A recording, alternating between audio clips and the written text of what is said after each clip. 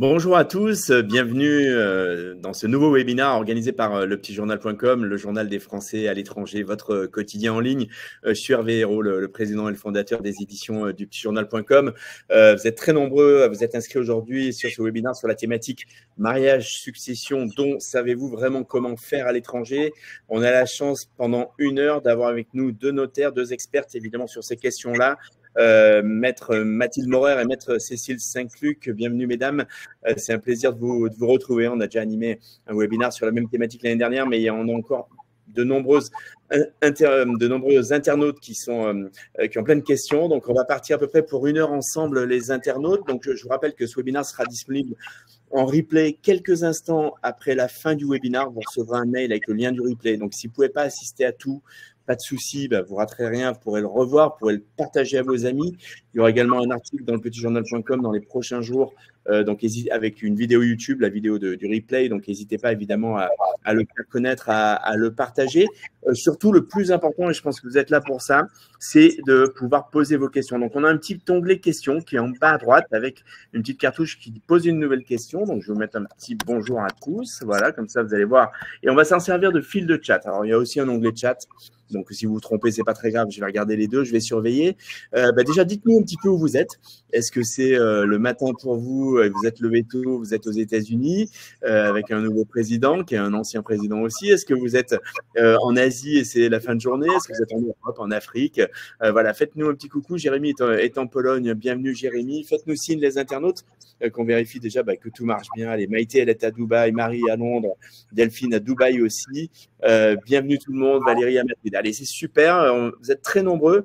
Et surtout, évidemment, utilisez bien ces onglets pour poser vos questions. On a la chance d'avoir nos notaires qui vont y répondre pendant cette heure qu'on va passer ensemble. Alors, je vois qu'on a perdu Maître Saint-Luc, Cécile pour l'instant. Je vais essayer de la récupérer. Hop. Mais en attendant, écoutez, je vais passer la parole à Maître Morer, juste pour vous présenter Mathilde en quelques mots, et puis peut-être nous dire aussi 2-3 mots sur le Conseil supérieur du notariat et pourquoi vous intervenez aussi, bien sûr, auprès des Français de l'étranger. Alors, donc je m'appelle Mathilde Morer, je suis notaire dans les Yvelines à Chevreuse et je fais partie donc de la commission internationale des Français de l'étranger du Conseil supérieur du notariat. Et donc en fait, c'est un pôle qui est dédié justement à nos compatriotes expatriés pour les aider au mieux dans leur expatriation, pour répondre à leurs questions. On fait des manifestations justement comme ça, des webinaires. On se déplace aussi à l'étranger pour faire des conférences. Je vois qu'on a pas mal de gens à Dubaï, on va bientôt partir à Dubaï, donc vous pourrez nous rencontrer. Voilà, et en fait, nous, ça nous tient à cœur. Donc, c'est un pôle qui a été créé justement pour répondre aux problématiques des expatriés, des Français expatriés, parce que il y a vraiment des questions à se poser quand on part. On a tendance à penser qu'on part avec tout ce qu'on a fait en France et que tout se reproduira à l'étranger et que tout ce qu'on a fait, ce sera valable, ce qui n'est pas toujours le cas. Et quand on revient, c'est pareil, on a pu faire des choses qui auront une incidence sur notre vie future en France aussi. Donc, on est là pour voir un petit peu vos questions et y répondre au mieux. Parfait, merci Mathilde. Maître Saint-Luc, Cécile, je vous laisse vous présenter en quelques mots. On vous avait perdu un court instant, mais… Oui, je suis désolée. Pas de souci, pas de souci. J'ai un petit problème de stabilité de ma Wi-Fi, apparemment. Alors, Cécile Saint-Luc, je suis notaire à Carcassonne et je suis spécialisée en droit international privé. Et je me suis spécialisée avec un diplôme et j'ai le certificat de spécialité aussi décerné par la profession. Comme disait Mathilde, on fait partie de ce pôle de mission internationale et ça nous permet de rencontrer des gens qui ont des problèmes concrets de succession, de contrat de mariage, de divorce lorsqu'ils résident à l'étranger, puisqu'il y a des règles qui sont applicables en France, qui doivent se combiner avec des règles applicables dans leur nouveau pays de résidence. Donc, aujourd'hui, on va essayer de vous aider sur certains points. Super, très bien. Écoutez, je pense que les internautes, là, vous êtes extrêmement nombreux déjà à nous avoir fait des petits signes. Marie à Londres, Tina à Rome, Thierry au Salvador, au Maroc, Carole à Francfort, Portugal. Bon, je ne vais pas pouvoir citer tout le monde, mais en tous les cas, merci beaucoup. Mathilde, si vous pouvez augmenter un tout petit peu le son quand vous prendrez la parole ou porter la voix, parce que je pense qu'on vous entend un petit peu faiblement.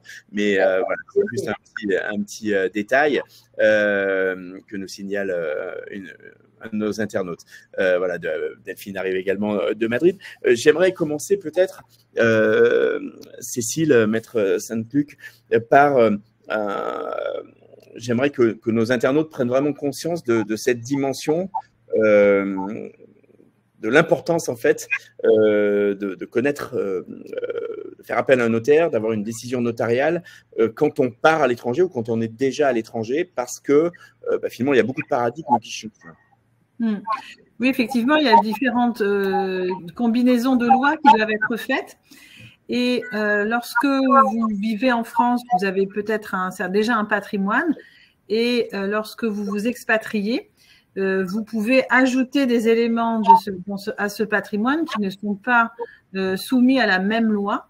Donc, en fait, que ce soit avant de partir ou une fois que vous y êtes, avant de faire un investissement ou avant de transmettre des biens ou avant de contracter un mariage, il est toujours intéressant de contacter un notaire qui va pouvoir, en tant que spécialiste du patrimoine et de la transmission de ce patrimoine, vous donner des clés pour prendre les bonnes décisions. Que ce soit pour rédiger un testament, hein, tout simplement. La forme du testament va être importante, elle ne sera pas la même dans tous les pays. Et les conséquences des choix ne seront pas les mêmes. C'est vraiment important d'avoir des conseils avant de décider, de prendre certaines options pour votre patrimoine.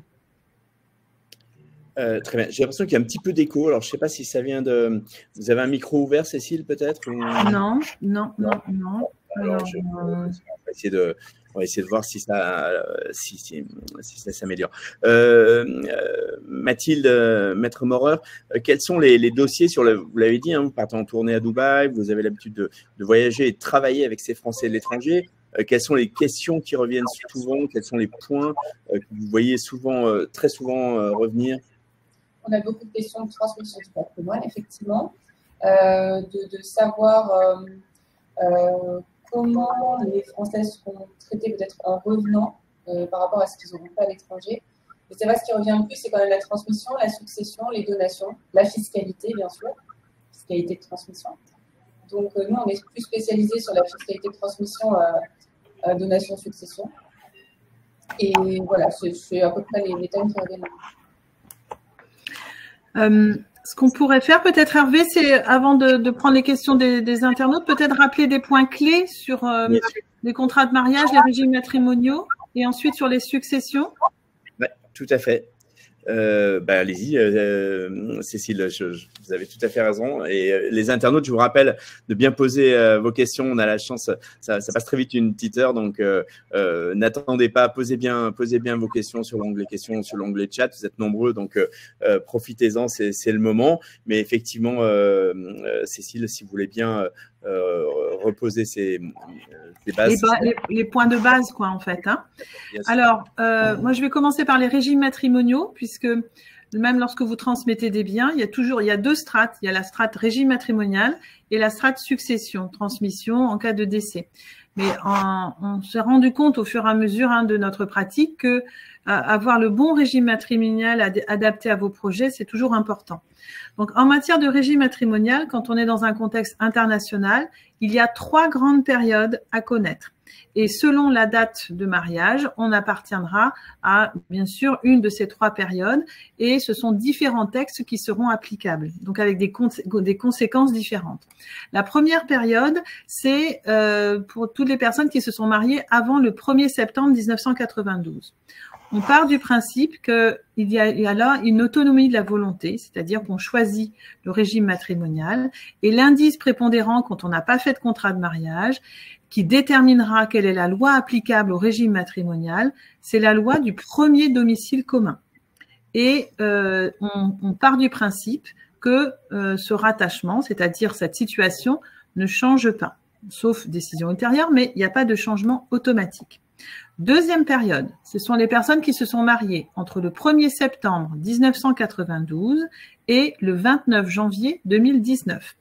Pour ces personnes, on applique une convention, nous de notre point de vue français bien sûr, on applique une convention internationale de l'Haye du 14 mars 1978 et selon cette convention, il y a des critères qui ont été mis en place pour déterminer quelle est la loi applicable au régime matrimonial. Donc, à défaut de choix de loi, ce sera soit la loi de la première résidence habituelle des époux, ou la loi nationale commune, ou ensuite la loi avec laquelle les époux du pays dans lequel les époux ont les liens les plus étroits. Il faut savoir que pour ces personnes mariées entre le 1er septembre 1992 et le 29 janvier 2019, il y a une possibilité en cas d'expatriation et pour des personnes qui ont vécu pendant plus de 10 ans dans le même pays, s'ils n'ont pas fait de contrat de mariage, que automatiquement ils se retrouvent soumis au régime matrimonial du pays dans lequel ils se sont installés et dans lequel ils ont vécu pendant 10 ans au moins. Donc ça, c'est très important. Il y a des correctifs possibles. Hein. On peut faire une déclaration matrimoniale parce qu'on ne veut pas le régime matrimonial, par exemple, des Émirats arabes unis. Et à ce moment-là, on peut, en revenant en France, faire une déclaration matrimoniale pour corriger et rester sous un régime français. Donc ça s'étudie avec un notaire. Ensuite, un autre principe aussi, là, c'est que pour des personnes qui se sont mariées en France, qui sont parties à l'étranger, qui ont des nationalités différentes, une même nationalité, qu'elles sont parties longtemps et qu'elles reviennent, au moment où elles vont revenir, automatiquement, la loi française sera applicable à leur régime matrimonial s'ils sont français. Donc là encore, un petit point en rentrant, hein, comme le disait Mathilde tout à l'heure, un petit point en rentrant de l'expatriation avec un notaire, ça peut être important pour éviter des problèmes ou pour clarifier la situation. Enfin, troisième période, c'est celle que nous connaissons maintenant. Pour toutes les personnes qui sont mariées à compter du 29 janvier 2019, là, nous appliquons un règlement européen qui date de 2016. Ce règlement nous dit qu'on peut choisir la loi applicable et il nous donne les critères qui s'appliquent si on n'a pas fait de contrat de mariage, si on n'a pas choisi la loi applicable. Pour la loi applicable, ce sera soit la loi du pays dont l'un ou moins des époux a la résidence habituelle au moment du mariage, ou la loi de l'État dont un ou moins un des époux a la nationalité, ou au moment où le contrat de mariage, ou au moment où le mariage est conclu. Et s'il n'y a pas de choix de loi, automatiquement, on va appliquer la loi de la première résidence habituelle commune des époux, ou à défaut, la loi nationale commune des époux, ou enfin, la loi avec laquelle les pays ont les liens les plus étroits, en fait, hein, les lois de l'État avec lesquelles les époux ont les lois les plus étroites. Il n'y a plus de changement automatique de ce régime matrimonial hein, pour les personnes qui se sont mariées depuis 29 janvier 2019. Il n'y a plus ce changement automatique que l'on connaissait dans la période précédente. Donc voilà, ce sont les grandes lignes en fait hein, des régimes matrimoniaux. Ça vous permet de clarifier les choses. Ensuite, il y a un règlement européen aujourd'hui que l'on applique en ce qui concerne les partenariats. Je ne vais pas m'y attarder, mais s'il y a des questions, vous n'hésitez pas à les poser après. Hein. Mathilde, je te laisse la parole pour les successions, peut-être. Donc, c'est pareil, pour les successions. Donc là, on parlait vraiment de régime matrimonial. Quand on aborde les questions successorales, là, on rentre dans d'autres, placés sous d'autres lois, sous d'autres règlements et conventions. Nous, donc en France, on est placé sous un règlement européen. Et pour savoir de quelle manière on va traiter une succession, c'est-à-dire quelle loi on va appliquer pour déterminer notamment qui sont les héritiers et comment on hérite, on va regarder la loi et la dernière résidence habituelle. Donc, ça a une incidence là où vous vous installez pour passer vos derniers jours. Ça aura quand même une incidence sur le traitement de votre succession. Alors, il y a des règles un petit peu particulières parfois, on ne va pas rentrer dans les détails. On a un moyen, par contre, avec le règlement, de pouvoir éviter de jouer un peu à la roulette russe sur quelle loi va s'appliquer à notre succession, c'est de choisir la loi qui s'y appliquera. Mais par contre, le choix, c'est de porter uniquement sur votre loi nationale. Votre loi nationale ou l'une de vos lois nationales, si vous en avez plusieurs. Ce qu'il faut savoir aussi, c'est que le règlement des successions, comment on va les traiter civilement, c'est-à-dire encore une fois, qui va hériter de vous, comment, est totalement déconnecté de comment vous allez être taxé. La taxation, on n'a pas de règlement. On a des conventions bilatérales avec certains États qui nous permettent d'éviter, pas forcément, d'éviter les doubles impositions. Il n'y en a pas beaucoup. L'essentiel de nos conventions au titre des transmissions à titre gratuit, de succession, donation, ça porte essentiellement sur les successions. Il y en a encore moins sur les donations. Et donc, dans ces cadres-là, on peut risquer des doubles impositions. Mais en tout cas, vous ne pouvez pas faire le choix de loi de la fiscalité qui s'appliquera à votre succession. Vous pouvez choisir la loi civile, donc voir comment sera traitée votre succession, qui seront vos héritiers. Il y a d'autres considérations, mais en tout cas pas fiscales. Voilà, donc il y a quand même des incidences quand vous partez, des incidences qui peuvent aussi, il peut y avoir des incidences après votre mort aussi. Du coup, c'est important quand même de faire un bilan quand vous allez partir, si jamais vous revenez, comme l'a dit Cécile, au niveau des contrats des régimes matrimoniaux. Donc ça reste quand même, c'est pas anodin de passer les frontières. Il ne faut pas croire qu'en passant les frontières, tout se passera comme en France. Ce que vous avez prévu en France, ce sera forcément appliqué ailleurs. Donc, tout ce qu'on va vous dire, il faut toujours considérer que c'est du point de vue français. C'est-à-dire que tous les pays du monde ont leurs propres règles de droit international privé, de savoir comment ils vont regarder les lois qui vous seront applicables. Donc, il y a aussi parfois des frictions entre les lois du pays où vous allez être, qui peut par exemple considérer que la loi qui s'appliquera à votre succession, c'est votre loi nationale, alors que de notre point de vue, c'est la loi de dernier domicile, dernière résidence. Et ensuite, sur les donations partage, par exemple, qui ne sont pas reconnues partout, des choses que vous aurez pu faire en France, qui ne seront pas forcément reconnues à l'étranger. Donc, voilà, il y a quand même un bilan à faire avant, pendant et à votre retour en France, si vous voulez. Ensuite, on vous a présenté tout ce qui est civil, c'est-à-dire la loi applicable pour les successions, mais il faut distinguer l'aspect civil et l'aspect fiscal. L'aspect fiscal, c'est-à-dire au niveau des taxes que l'on paye. Donc, au niveau des taxes que vous allez payer en matière de succession ou de donation, le premier réflexe que l'on a, nous les praticiens, c'est de vérifier s'il y a une convention internationale qui va permettre d'éviter qu'il y ait une taxation tant dans le pays, tant en France, que dans le pays d'accueil. S'il n'y a pas de convention, nous appliquons, nous, de notre point de vue, un article du Code général des impôts. Si tu veux le rappeler, Mathilde, je te laisse le rappeler.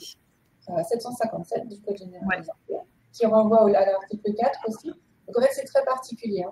Ce qu'on va regarder en France, on aime bien taxer, il faut le savoir. C'est difficile d'échapper quand même à la taxation, surtout des successions et des donations.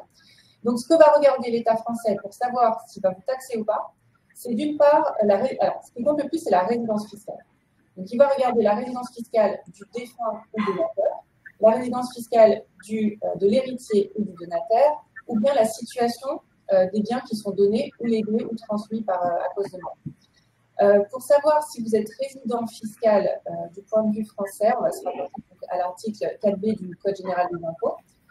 Et là, attention, parce que vous êtes très facilement considéré comme résident fiscal en France au titre des donations et des successions. Comme vous disait Cécile, et je le rappelais tout à l'heure, vous pouvez avoir des conventions. Mais par exemple, on a beaucoup plus de conventions sur l'impôt sur le revenu. Mais une convention sur l'impôt sur le revenu ne va pas s'appliquer pour les successions et les donations. Et donc, vous allez vous dire, non, je ne paye pas d'impôt en France parce que la convention qui est avec mon pays, en fait, je suis résident fiscal dans ce pays-là et pas en France, au titre de cette convention. Mais comme elle ne s'applique pas aux successions et aux donations, vous revenez au texte français. Et le texte français, il va regarder où vous résidez. En plus, c'est pas, comment dire, vous prenez le premier alinéa, si vous ne remplissez pas la case, vous passez au second. En fait, l'administration va chercher un moyen de vous rattacher à la France. Et honnêtement, l'article, il est large. Donc, vous êtes très facilement rattaché fiscalement à la France dans le cadre des successions et des donations. Et donc, vous risquez d'être taxé à partir du moment où le défunt ou donateur est résident fiscal en France. Vous serez taxé sur tout ce qu'il va transmettre. Si le donateur ou défunt n'est pas résident fiscal en France, mais que vous l'êtes et que vous l'avez été au moins pendant 6 ans au cours des 10 dernières années précédentes, donc ou le décès ou la donation, vous allez être taxé en France sur ce que vous allez recevoir.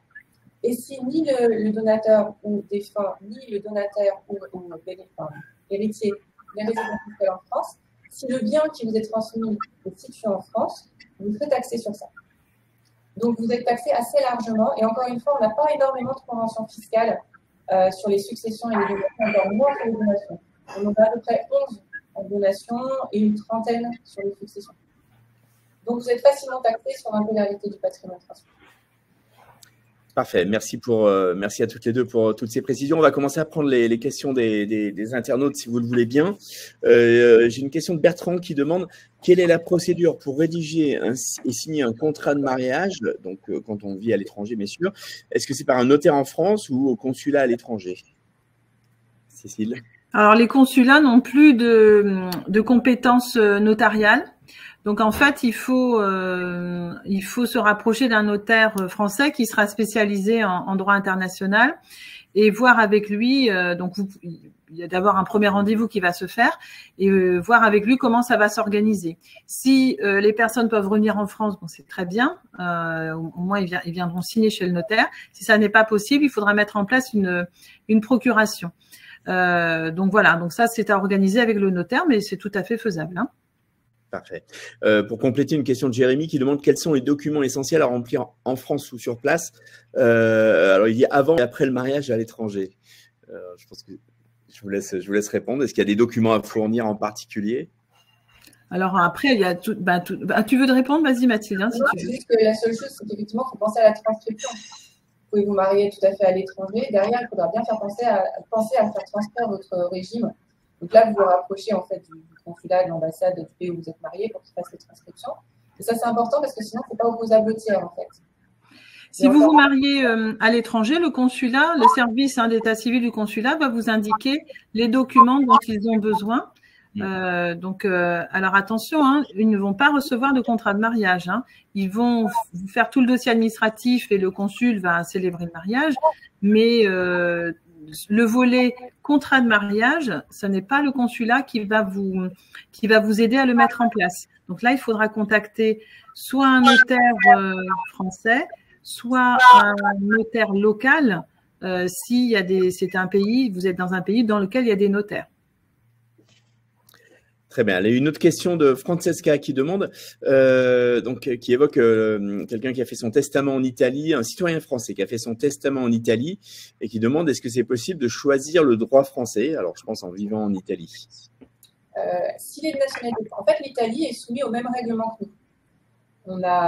Sur le règlement succession, on a 25 États sur 27 qui sont soumis au règlement. Donc, c'est large. Et du coup, on a un règlement commun. Donc, tous les États de l'Union, quasiment tous, sauf deux, sont soumis au même règlement. Donc, le choix de loi pour votre loi nationale, vous pouvez le faire, même en Italie. Par contre, vous pouvez choisir que votre loi nationale. Donc, si vous êtes français, vous pouvez choisir la loi française, mais si vous êtes italien, non. C'est très clair. Delphine demande, elle est expatriée depuis plus de 10 ans, alors je ne sais pas où, et elle voudrait être soumise au régime français. Donc, elle demande est-ce que là, cela doit être fait avec un notaire français? Alors, je ne sais pas qu'est-ce qu'elle entend par régime. Est-ce que c'est lié à son mariage? Je pense que c'est suite à ce que j'ai expliqué tout à l'heure en disant qu'elle est peut-être mariée dans cette période entre 92 et 2019. Et donc, elle se rend compte peut-être qu'automatiquement, elle s'est retrouvée soumise au régime local. Donc, à ce moment-là, oui, il faut qu'elle se rapproche. Moi, je conseille en tout cas, parce que je ne sais pas dans quel pays elle est.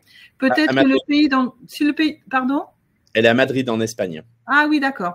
Donc, à ce moment-là, oui, il y a des notaires… les notaires n'ont pas exactement le même rôle en Espagne. Donc, moi,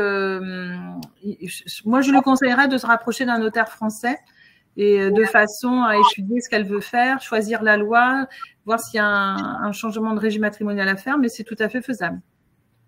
Sachant que les choix de loi, effectivement, là, c'est l'Espagne, mais vous avez des pays qui ne reconnaissent pas les choix de loi.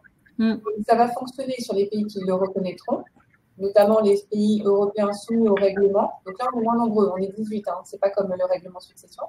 Mais dans ces pays-là, votre choix de loi sera reconnu. Mais il faut bien comprendre, comme on vous disait au début, tous les pays font un peu comme ils veulent quand même. Donc si on n'a pas un règlement qui harmonise les règles applicables, il est possible que le choix de loi que vous allez faire, c'est très bien parce que ça va fonctionner en France. Donc en France, on vous considérera toujours comme marié sous le régime que vous avez choisi. Mais par contre, si vous déménagez après et que vous allez, je ne sais pas, en Amérique du Sud, par exemple, peut-être que le pays où vous irez ne reconnaîtra pas votre choix de loi. Et pour déterminer le régime, votre régime matrimonial, il appliquera ses propres règles.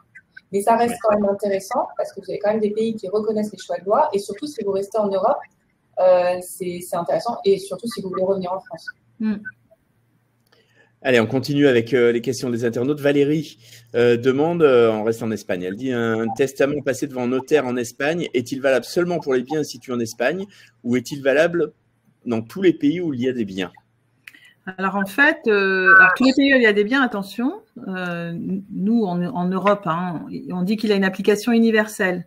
Donc quand il a été fait dans une forme localement acceptée en Espagne et que du coup la forme ne peut pas être remise en cause, à ce moment-là, nous, notaires français, si on doit régler une succession et pour des biens qui sont situés en France, on reconnaîtra le choix qui a été fait puisque voilà, on a le même règlement comme Mathilde vient de le dire.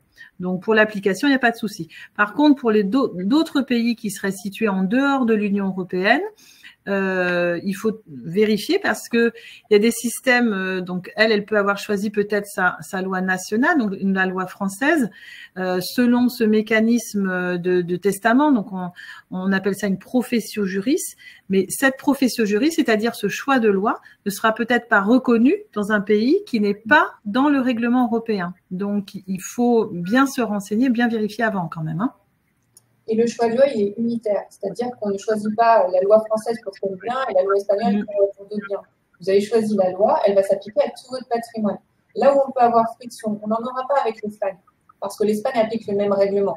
Le choix de loi, il va le reconnaître. Vous choisissez la loi française ou la loi de nationalité, même si vous faites régler votre succession est réglée en Espagne, le notaire, avocat, c'est souvent les avocats qui règlent en Espagne, va appliquer la loi française. Après, bon, il faut contacter des confrères pour connaître la teneur de la loi étrangère, etc.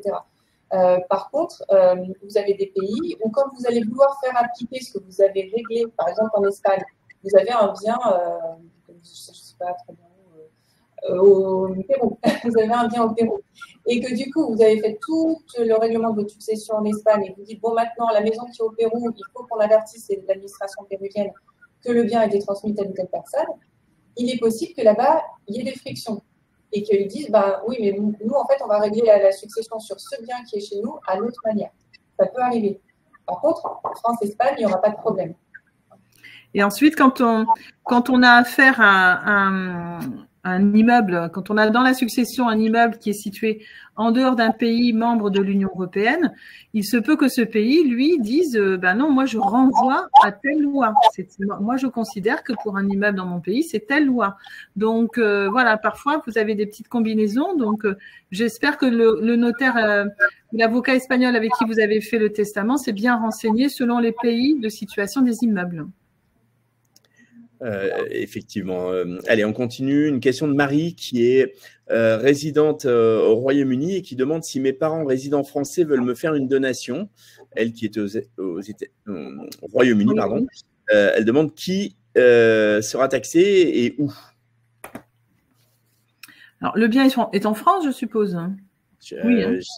Pas l'information, j'imagine. Les parents sont en France, donc le bien est en France. Oui. Donc, alors on regarde s'il y a une convention entre la France et le Royaume-Uni sur à propos des donations et des successions. Donc, succession, il y en a. Les donations, je vais vérifier peut-être si ça comprend les donations. Je suis pas sûre. Hein. Non. Je regarde juste. Convention franco-britannique. Je crois pas hein, que ce soit. Non. Donc, en fait, du coup, il peut y avoir éventuellement une double taxation. Donc, ça veut dire potentiellement, il peut y avoir une taxation en France et vous pourriez avoir une déclaration à faire au Royaume-Uni pour indiquer que vous avez reçu un bien en donation en France et leur déclarer et voir si, sous leur régime au Royaume-Uni, ils vous taxeraient aussi ou pas. Sachant qu'on a quand même un mécanisme correcteur avec le Code général français des impôts qui permet de faire un crédit d'impôt en gros alors pas surtout, il faut quand même vérifier les conditions, mais de pouvoir défalquer les impôts que vous auriez payés à l'étranger sur l'impôt que vous aurez à payer en France. On a quand même un petit mécanisme correcteur. Tous les États ne l'ont pas. Hein. On a ça. Oui.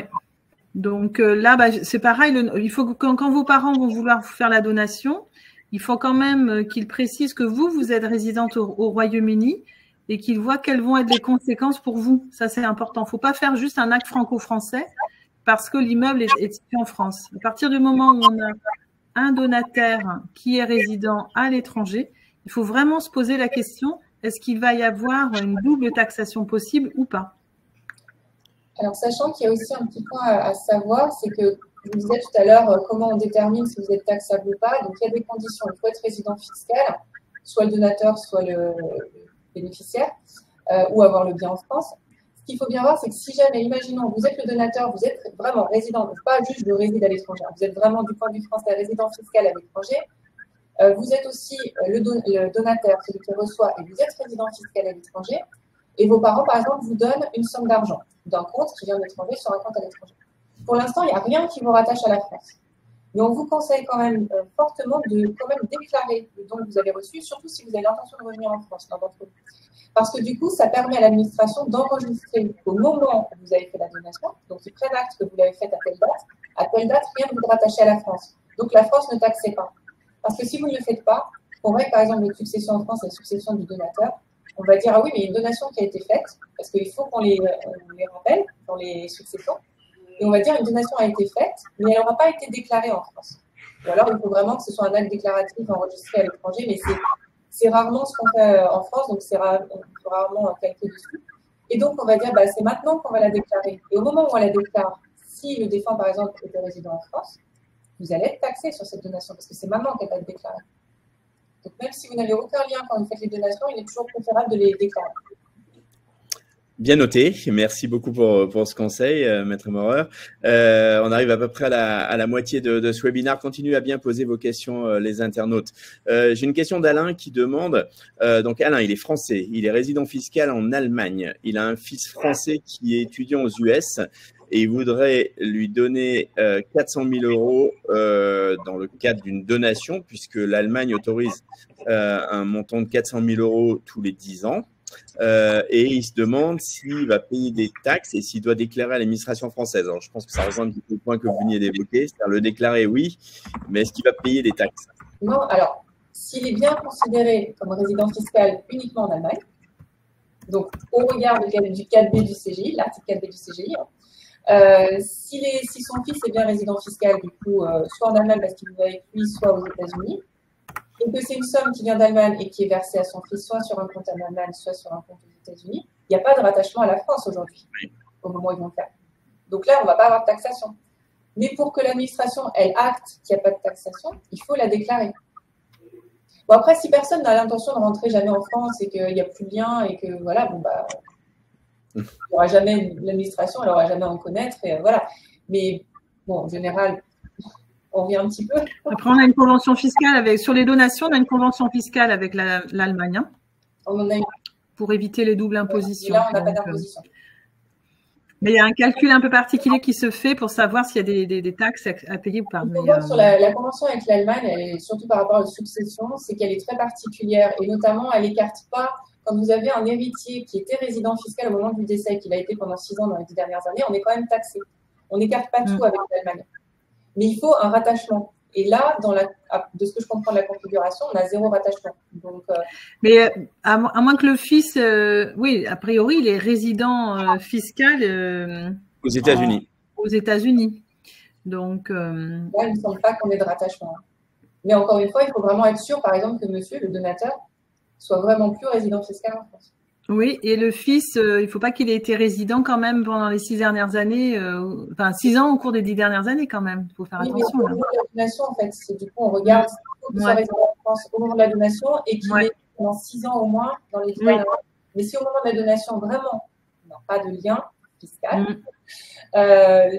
il n'y aura pas de taxation. Si on avait un risque, on a des conventions, mais il faut se méfier avec l'Allemagne parce que nos conventions sont un peu particulières. Elles ne sont pas tout à fait alignées sur les autres. Ça mérite une attention particulière peut-être, une question un peu plus précise et avec une vraie consultation, je pense. Parfait. Allez, on continue avec les questions. Denise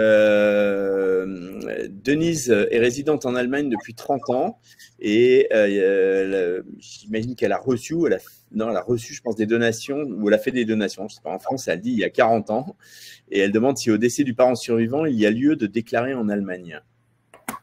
En Allemagne, pas très clair. Droit allemand, on ne va pas trop pouvoir vous aider. Mais... Bon, bah écoutez, on va passer à la question suivante. Je pense que la question n'est pas très claire, malheureusement. Nadine est en Grèce. Elle demande, est-ce que la succession peut être réglée sans revenir en France depuis la Grèce? On peut faire tout par procuration aujourd'hui. Et puis en plus, on est assez moderne, nous les notaires, même si on n'a pas une image moderne. En fait, on fait beaucoup de signatures électroniques. Donc, beaucoup de choses en visio, en distance. Donc, il n'y a tout à fait aucun problème. Parfait. Une question de Tiffaine qui demande quelles sont les grandes différences Pax mariage en ayant un testament de fait et en résidant à l'étranger. Alors, grande différence au niveau protection du conjoint, je suppose. Oui. Je pense que tu l'entends comme ça aussi, Mathilde. C'est juste le testament de fait, je ne sais pas. Mais Et le testament de fait, alors c'est peut-être quelque chose qui a été… Oui, quand un testament a été fait, je suppose. Alors, globalement, déjà, on peut vous donner les grosses différences entre le mariage et le Pacs en ce qui concerne la protection du conjoint. C'est que le mariage comprend automatiquement, mariage sous une loi française, comprend automatiquement une protection du conjoint. C'est-à-dire que grâce au fait qu'on est marié, si on est sous la loi française pour une succession, on aura automatiquement des droits qui sont réservés au conjoint.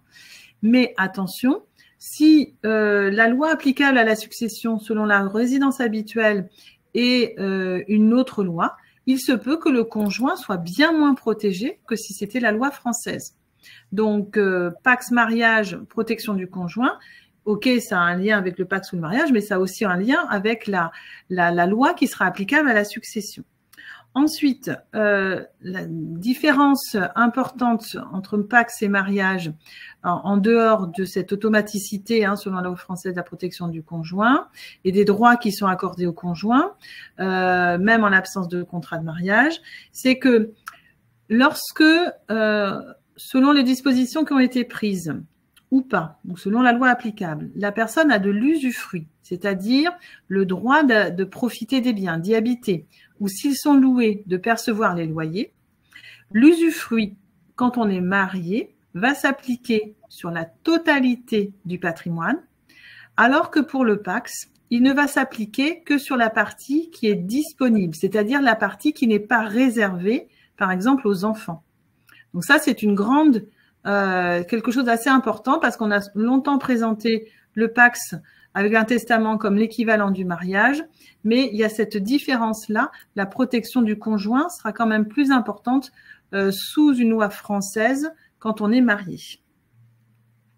Parfait. Allez, on va poursuivre. Je vais prendre des questions qui étaient dans le chat, pardon, parce que j'utilise plus l'onglet questions, mais je vous ai pas oublié. Allez, on va prendre cet onglet. Il reste une bonne vingtaine de minutes. Continuez à poser vos questions, bien entendu. Je vous rappelle que ce webinaire sera également disponible en replay.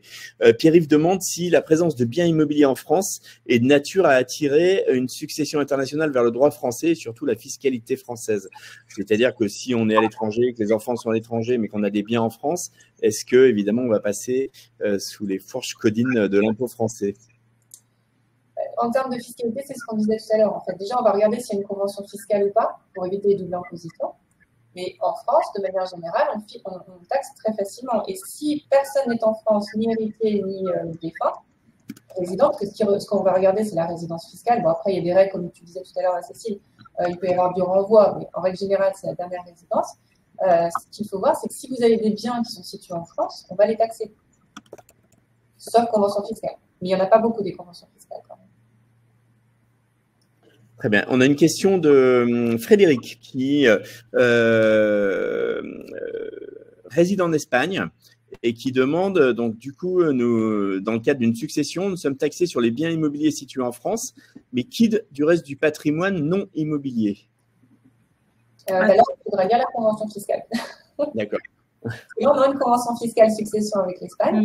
Et en fait, le but du jeu donc, pour une convention fiscale, c'est déjà, quand on a un conflit de résidence fiscale, imaginons, la France considère que vous êtes résident fiscal au titre de l'article 4G, et 4B par contre du CGI, pardon, et l'Espagne vous considère aussi résident fiscal parce que vous avez vécu en Espagne pendant 190 jours.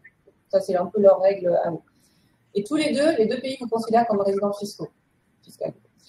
Donc, il va vouloir vous taxer tous les deux, la succession. Sauf qu'on a la convention fiscale. Et en fait, le but du jeu dans une convention fiscale, sauf l'Allemagne, parce que c'est un peu particulier, c'est de répartir entre les pays qui va taxer quoi. Donc, effectivement, en règle générale, l'immobilier est taxé dans le pays où on se situe. Mais vous avez deux règles. C'est soit vous avez les crédits d'impôt, donc en gros, chacun va taxer la totalité, mais chacun va taxer ce qui est dit dans la convention, on a des crédits d'impôt, soit on va faire des taux effectifs. Donc on va considérer qu'on taxe tout, mais ensuite on va retirer les biens qui n'étaient pas taxés par la France, par exemple, d'après la convention, et appliquer les taux effectifs. C'est un peu va être calcul compliqué, mais en tout cas, les conventions sont là pour répartir un petit peu qui taxe quoi.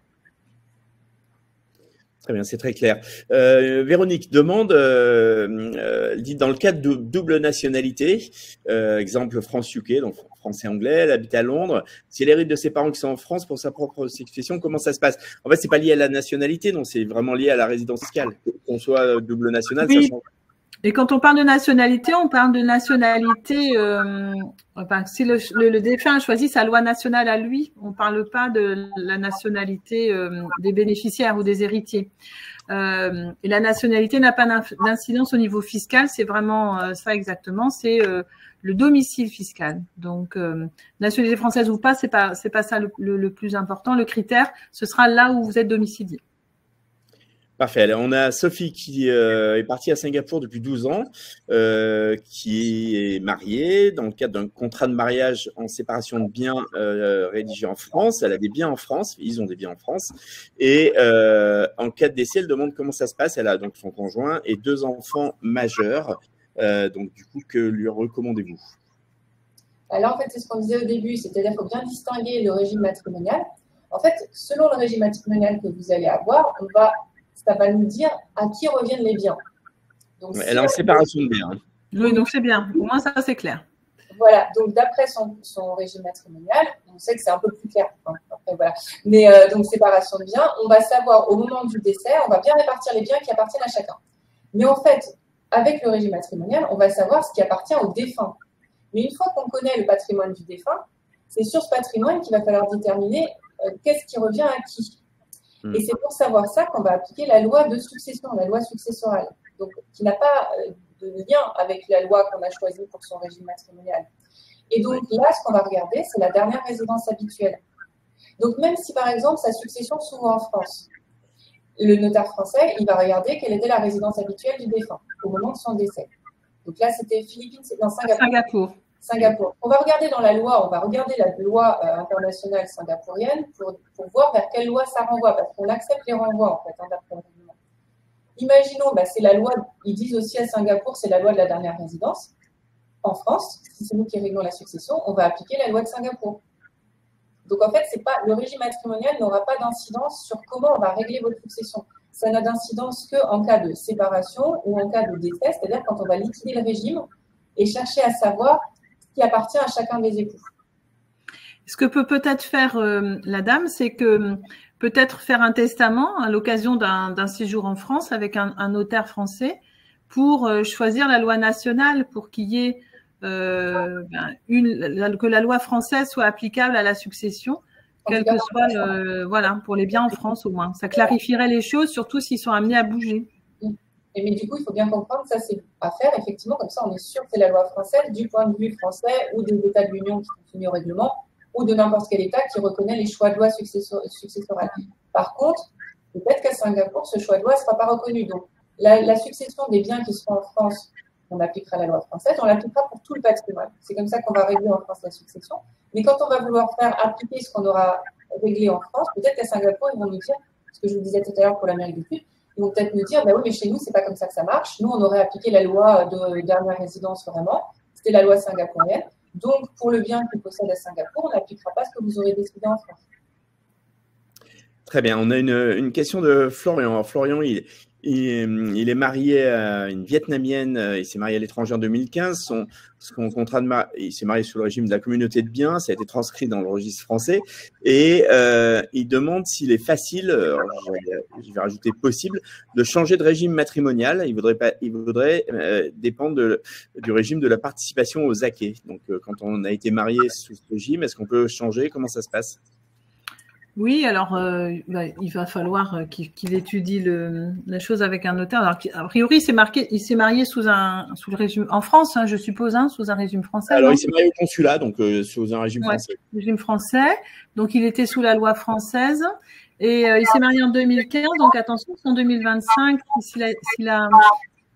s'il a vécu pendant 10 ans au Vietnam, automatiquement, il peut se retrouver soumis au régime vietnamien. Donc, il peut lui être conseillé de faire justement une déclaration matrimoniale pour rester sous la loi française et du coup faire le changement de régime matrimonial pour adopter le régime qui lui convient. Très bien. On a une question d'Isabelle Isabelle, elle est française, elle s'est mariée avec un Chilien, un mariage qui a été transcrit dans l'état civil français.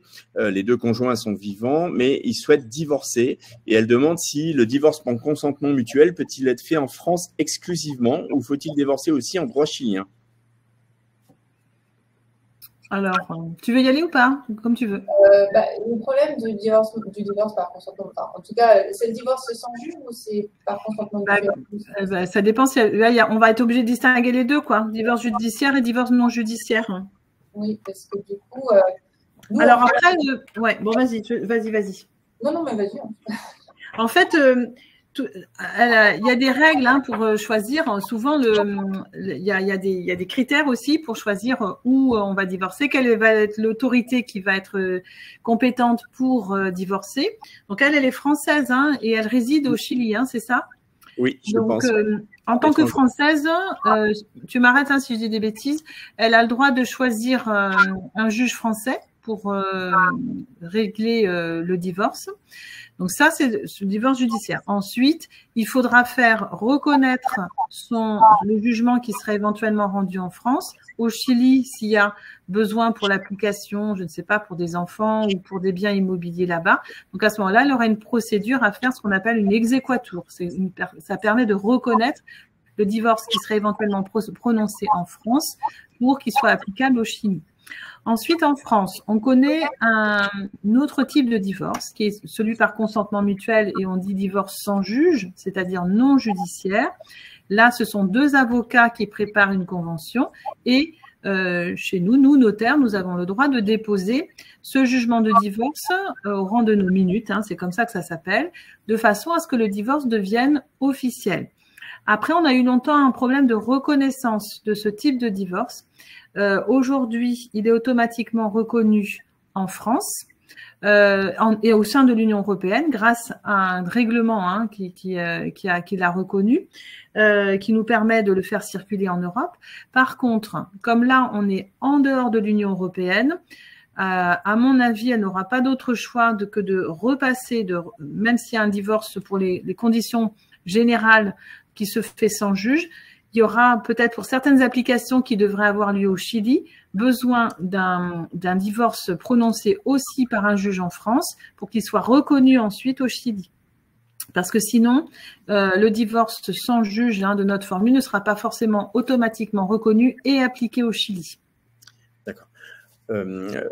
Très bien, sachant qu'ils vivent en France aujourd'hui, donc… divorce sans juge. Maintenant, il faut simplement voir quand même s'il y a une application à obtenir au Chili. Là, à ce moment-là, il y aura peut-être besoin au moins d'un volet judiciaire pour certaines choses. Ok. Parfait. Alors, Delphine, elle explique que nous sommes mariés en 2009 aux Émirats. Ils sont mariés en 2009, ils sont aux Émirats depuis 2012 et elle a créé une société. Elle demande comment protéger mon conjoint des dettes de la société. Ils sont tous les deux français. Donc, mariés en France, sans contrat de mariage, si je comprends bien. Partie depuis 2012, donc depuis maintenant 12 ans aux Émirats. Elle a créé une société. Elle voudrait protéger son conjoint. Qu'est-ce que vous pouvez lui recommander? Alors… je suis en train de regarder quel est le régime matrimonial aux Émirats s'ils n'ont pas fait de contrat de mariage. C'est une séparation. Je vérifie ça. Si c'est déjà une séparation, tant mieux. Alors, ils ont des biens immobiliers en France, elle précise, pardon Delphine, et elle a fait un testament pour les biens français avec la loi applicable en France en cas de décès. Donc ça, c'est une protection pour son conjoint, j'imagine. Ouais, je regarde juste, moi. Ouais, c'est séparation de biens. Donc en fait… Le traitement de dette entre époux, ça va être sous la loi Marati, en fait. Ouais. C'est pas… Alors, sachant que les société, c'est une société qui est les Émirats aussi. Oui. C'est aussi les lois de la société. Là, ça demande une consultation. Voilà, vaut mieux faire attention, surtout s'il y a une société en jeu. A priori, c'est séparation de biens, donc mais il faut savoir quand même ce que dit la loi locale, quoi, sur la séparation du patrimoine et la protection, hein, sur la solidarité des dettes, etc. Très bien. Allez, on aborde les 10 dernières minutes. On a encore quelques questions d'internautes. On a Marie-Françoise qui est en Turquie. Elle possède un bien en France. Elle demande comment ça va se passer pour la succession. Elle est résidente fiscale en France. Et Nicole qui est aussi, elle a des biens français et turcs. Et elle veut transmettre à ses enfants. Et il y en a un qui est résident fiscal en France et l'autre non. Donc, c'est différent selon le lieu de résidence des enfants. Qu'est-ce qui serait la différence, c'est sur la fiscalité ou le fait de pouvoir transmettre, que vous pouvez transmettre même si vous avez des enfants à l'étranger avec des biens à l'étranger. Après, il faut juste vérifier bien que la transmission que vous aurez opérée en France sera reconnue dans le pays où ça doit être appliqué. Mais fiscalement, là, on n'a pas de convention fiscale sur les donations avec la Turquie. Donc là, on a un donateur qui est résident fiscal en France, c'est ça, hein, je ne vais pas tromper. Oui. On aura une taxation en France, là, même si le bien se situe en Turquie. Très bien. Une question d'Isabelle qui demande, elle dit « Je suis veuve, comment transmettre à mes frères et sœurs un bien situé en Espagne? Elle est résidente fiscale en Espagne aujourd'hui et le frère et la sœur sont en France. » Il faut qu'elle fasse un testament. Déjà un testament, quelle que soit la loi, même si elle reste sous la loi espagnole, parce que sa résidence habituelle est en Espagne, elle peut tout à fait faire un testament en Espagne, mais selon la forme qui sera reconnue là-bas, donc avec un professionnel, pour léguer ses biens à ses frères et sœurs. Ça, c'est pas un problème. Elle a cette liberté-là. Si elle n'a pas d'enfants, il n'y a pas de droit réservé pour des enfants. Si ses parents ne sont plus là, il n'y a plus de droit réservé non plus. Donc ça, c'est tout à fait possible. Maintenant, tant qu'elle est résidente, elle est en résidence en Espagne, la loi applicable à sa succession, ce serait la loi espagnole et plus précisément la loi de la province dans laquelle elle réside. Donc, si elle veut se rebasculer sous son patrimoine successoral sous la loi française, elle peut faire un testament pour choisir sa loi nationale.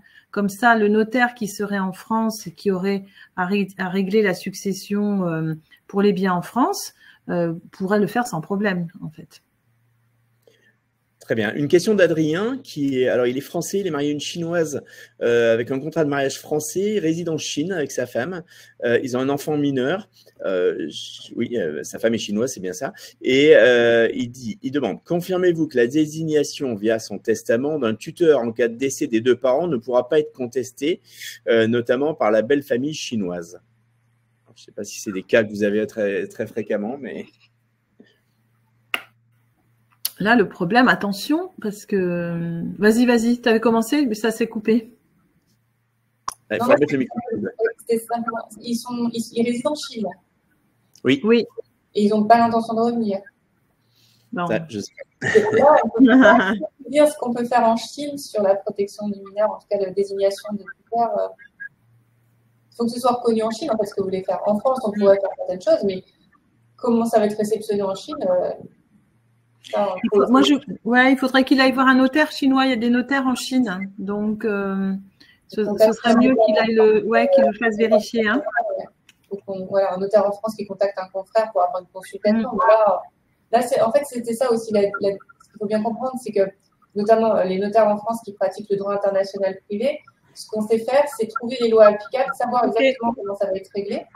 Mais les lois des autres pays, il y a plus de 190 pays, on ne peut pas toutes les connaître. Et chaque pays, encore une fois, a ses propres lois. Donc là, c'est une vraie consultation là qu'il faut faire. Alors, on a une question de Clara qui demande qui s'occupe de faire une étude fiscale sur la taxation des biens pour savoir ce qui est le plus avantageux fiscalement parlant. Du coup, j'en déduis, il demande est-ce que ce sont les notaires ou est-ce que ce sont des experts comptables, des avocats? Quel est votre… C'est nous.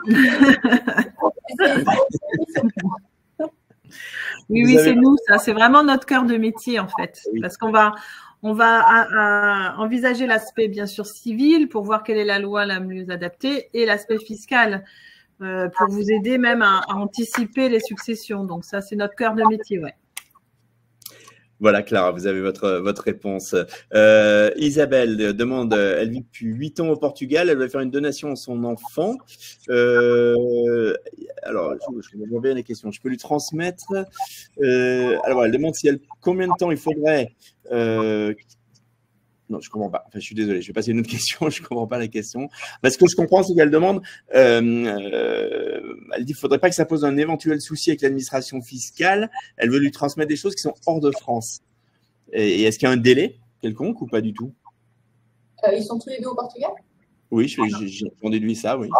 Bon, il n'y a pas de délai. Non, elle fait ce qu'elle veut. C'est juste que si à un moment elle compte rentrer en France, il peut y avoir un lien à un moment avec la France par rapport à cette donation, notamment en termes de succession, il faut penser à déclarer. Mais s'il n'y a aucun lien aujourd'hui avec la France, fiscalement, que le bien est à l'étranger, et non, il n'y a pas de problème. Et surtout, je ne comprends pas la notion du délai. Peut-être si elle peut préciser qu'on n'a pas de délai. Non, mais parce que dans certains pays, comme par exemple au Royaume-Uni, il faut rester vivant pendant 7 ans au moins quand on a fait une donation pour que ça puisse s'appliquer sans qu'il y ait de taxes à payer. Donc, c'est peut-être ça le sens de la question. Ah, bah là, non, nous, on n'a pas de délai. Si vous avez pas déclaré que c'était à déclarer, c'est à vitam aeternam. Jean-Louis demande, il est résident espagnol, il est français résident en Espagne depuis 2013.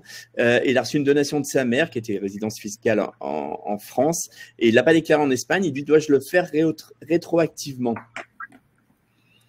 La déclaration en Espagne, alors je crois qu'il déclare effectivement en Espagne, mais là, les incidences fiscales, en Espagne, non, là, je n'ai pas... Non, il faut voir avec un avocat espagnol là. Très bien. Allez, on arrive presque au terme de ce webinaire. Une question de Delphine qui est intéressante, une de plus bien entendu. Mais donc Delphine demande, pouvez-vous envoyer des noms de cabinets notariaux spécialisés en droit franco-espagnol ou faites-le vous-même? Alors peut-être qu'on peut rappeler que évidemment le Conseil supérieur du notariat via son site internet notamment, renvoie vers les notaires spécialisés. C'est bien ça? Vous pouvez contacter le CSN. Oui, et puis le CSN, à partir du mois de janvier, va mettre en place une liste des gens qui sont spécialisés justement pour aider à faire ce genre de choses. Donc, nous, on le fait bien sûr, mais là, on parle au nom de tous les notaires. Donc, on ne peut pas dire... Mais c'est vrai que c'est une réelle demande qui existe de tous les Français qui vivent à l'étranger, c'est de pouvoir avoir accès à des gens qui sont vraiment spécialisés. Parce que parfois, il y a peu de notaires. Hein. On est peu en France à être vraiment spécialisés. Donc, Mais par contre, si vous contactez un notaire, alors, sauf si vraiment il ne faut pas aller à l'international, donc maintenant, on en fait un peu quand même, mais il peut tout à fait contacter, si besoin, un confrère, enfin, plutôt un avocat en Espagne, parce que les notaires espagnols ne font pas du tout le même travail que nous. Mais pour se rapprocher d'un confrère ou d'un avocat espagnol pour traiter votre dossier. Mais effectivement, on va bientôt avoir une liste de notaires spécialisés. Et juste aussi quelque chose par rapport aux biens en Espagne, les donations, les transmissions des biens en France ou en Espagne. Nous, les notaires français, on a le droit de signer des actes que pour les biens qui sont situés en France. Par contre, quand vous avez des biens à l'étranger, on a des réseaux, des contacts avec des notaires qui sont situés à l'étranger ou des avocats situés à l'étranger et avec lesquels on va pouvoir travailler pour vous accompagner aussi. Donc, ça peut faire quand même l'objet d'une stratégie globale qui est mise en place. Et pour, par exemple, la transmission d'un bien en Espagne, il n'y a qu'un avocat en Espagne qui pourra faire l'enregistrement de la transmission. Très bien, c'est très clair. Bah, écoutez, vraiment un très grand merci. On arrive au terme de ce webinaire. Je vais peut-être vous laisser juste un petit mot de conclusion, Cécile et Mathilde, peut-être pour rappeler, je crois qu'on a bien entendu pendant 1 heure avec toutes ces questions, vraiment l'importance, notamment en amont, souvent avant de partir à l'étranger, mais même quand on est parti, l'importance de consulter un notaire. En fait, oui. Alors, vous avez beaucoup de questions. C'est dommage parce qu'on ne peut pas vraiment répondre. On a peu de temps pour répondre à tout le monde. En revanche, n'hésitez pas si vous avez des questions à les envoyer au petit journal et puis on pourra peut-être poursuivre certaines questions si on n'a pas pu répondre complètement à ce que vous attendiez, quoi. Hein. Je mets mon email. N'hésitez pas à m'envoyer. On fera suivre évidemment. Et puis une fois de plus, vous pouvez consulter le site du CNCN, bien entendu. Mathilde, Maître Maurer. Oui, ben, non, effectivement, c'est bien de consulter un notaire. Dans la conclusion, c'est ça. Non, parce que c'est important, c'est vrai qu'on a beaucoup de questions. Alors là, on a répondu à des questions rapidement, des questions un peu simples. Après, ce qu'il faut bien comprendre, c'est que c'est vrai que le droit international privé, les relations avec les droits étrangers, c'est quand même c'est assez complexe, enfin, voire très complexe. On n'est pas beaucoup, c'est vrai, de notaires à être spécialisés dans ce domaine. Ça demande souvent, parce que parfois, c'est vrai qu'on a des retours, on a des questions, mais les gens ne se rendent pas forcément compte de tout ce que ça implique aussi, parce que parfois, il faut qu'on contacte aussi des confrères étrangers. Donc voilà, dès qu'on parle d'international, c'est très vite compliqué. Donc il faut vraiment aller vers des professionnels qui s'y connaissent bien et qui pourront nous accompagner au mieux. Voilà. Parfait. Ben, merci beaucoup, Mathilde Maurer et Cécile Sainte-Luc, notaire, pour l'animation de ce webinaire sur la thématique mariage, succession, dons. Savez-vous vraiment comment faire à l'étranger? Merci à vous tous, les internautes. Dans quelques instants, vous allez recevoir un mail avec le lien du replay sur l'adresse à laquelle vous vous êtes enregistré. Donc, si vous avez raté quelque chose, si vous voulez le revoir, le réécouter, le faire connaître, il y aura également un article dans le petitjournal.com dans les prochains jours. Encore une fois, un très grand merci. À bientôt sur lepetitjournal.com, bien entendu. Et puis, écoutez, au plaisir de vous revoir tous. Bonne journée, Mathilde. Bonne journée, Cécile. Bonjour à tous. Bonsoir. Au revoir. Merci. Au revoir.